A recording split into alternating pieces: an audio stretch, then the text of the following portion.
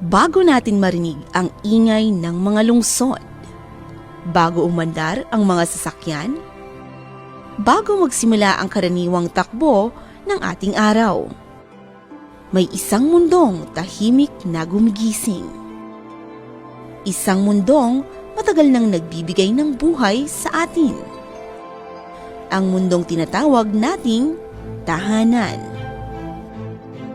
Mula sa malalawak na karagatan hanggang sa matatayog na kabundukan, mula sa mga luntiang kagubatan hanggang sa maliliit na butil ng lupa na ating tinatapakan, iisa lamang ang nagpapaalala sa atin ng isang katotohanan.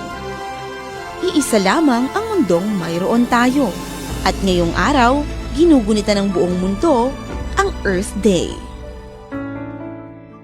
Taon-taon, tuwing ika-22 ng Abril, ipinagdiriwang ng bilyon-bilyong tao sa iba't ibang panig ng mundo ang Earth Day.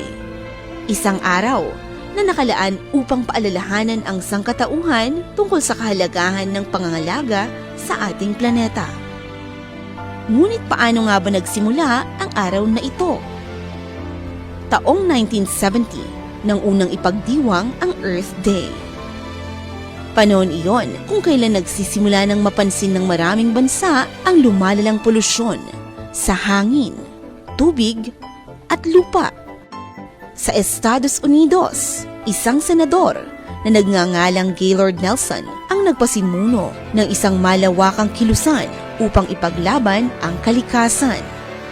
Layunin niyang gisingin ang kamalayan ng mga tao tungkol sa mga problemang pangkapaligiran. At noong April 22, 1970, mahigit 20 milyong katao ang lumahok sa mga protesta, pagtitipon at kampanya para sa kalikasan. Isang pangyayaring naging simula ng pandaigdigang kilusan para sa pangangalaga ng mundo. Mula sa isang simpleng panawagan, ang Earth Day ay lumawak. Ngayon, ito ay ipinagdiriwang na sa higit 190 na bansa. Pinag-iisa nito ang mga tao mula sa iba't ibang kultura, relihiyon at paniniwala sa iisang layunin: ang protektahan ang ating planeta. Ngunit habang ipinagdiriwang natin ang Earth Day, may isang katotohanang hindi natin maaaring balewalain. Unti-unti nang nagbabago ang ating mundo. Ang mga kagubatan na minsang luntian ay napapalitan ng konkretong gusali. Ang mga ilog na minsang malinaw ay nagiging daluyan ng basura. At ang hangin na minsang sariwa ay napupuno ng usok. Ma, bakit may mga plastic sa dagat? Anak, dahil yan sa mga taong nakakalimot na ang dagat ay buhay din.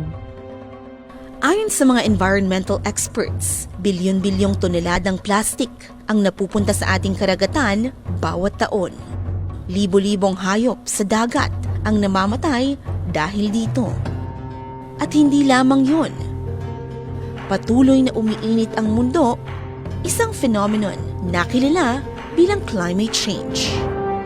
Mas malalakas na bagyo, mas matinding init, mas madalas na pagbaha.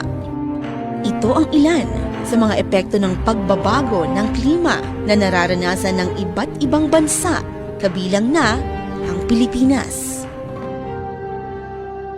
Ang pinakamahalagang paalala ng Earth Day: ang mundo ay hindi lamang para sa kasalukuyan.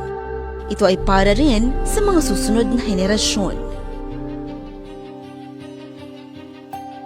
Sa kabila ng mga problemang kinakaharap ng ating planeta, may pag-asa pa rin. Sa iba't ibang bahagi ng mundo, may mga taong patuloy na kumikilos. Mga kabataang nagtatanim ng puno. Mga komunidad na naglilinis ng dalampasigan. Mga organisasyong nagsusulong ng mas malinis na enerhiya.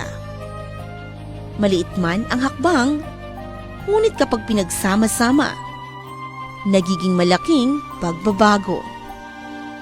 Tay, bakit tayo nagtatanim ng puno?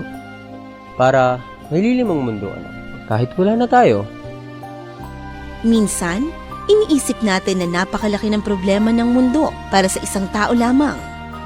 Ngunit ang pagbabago ay nagsisimula sa maliliit na hakbang, pagtitipid ng tubig, pagtatanim ng puno, pagbawas ng paggamit ng plastik, at higit sa lahat, ang paggalang sa kalikasang nagbibigay sa atin ng buhay. Dahil ang mundo ay hindi lamang lugar na ating tinitirhan. Ito ang tahanan na nagbigay sa atin ng hangin na ating nilalanghap, tubig na ating iniinom at lupa na ating tinatamasa.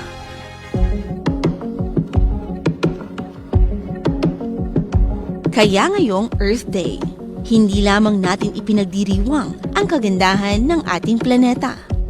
Inaanyayahan din tayong maging bahagi ng pagbabago.